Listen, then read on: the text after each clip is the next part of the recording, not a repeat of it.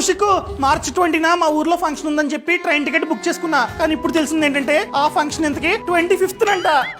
ఇప్పుడు ఆ train ticket ని క్యాన్సిల్ చేసి మళ్ళీ 25th కి కొత్త ట్రైన్ టికెట్ ని బుక్ చేసుకోవాలి. క్యాన్సిల్ చేస్తే క్యాన్సిలేషన్ ఛార్జెస్ పడతాయి. దీన్ని తప్పించుకోవడానికి ఏమన్నా ఆప్షన్ ఉందా?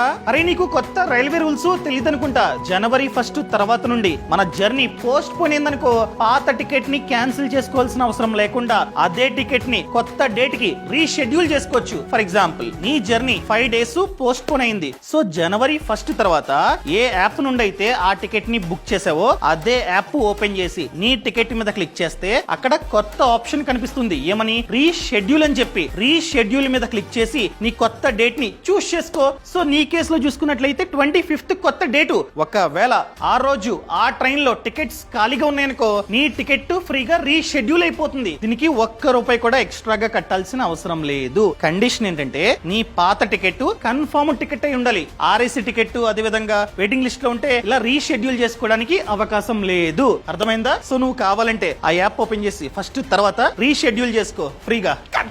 ఇప్పుడే రీషెడ్యూల్ చేసుకుంటా. Thank you Kaushik. ఈ సమాచారాన్ని ట్రైన్స్ లో ట్రావెల్ చేసే ప్రతి ఒక్కరికి షేర్ చేయడం అస్సలు మర్చిపోద్దు. ఈ పేజీని ఫాలో అవ్వచ్చు కదా.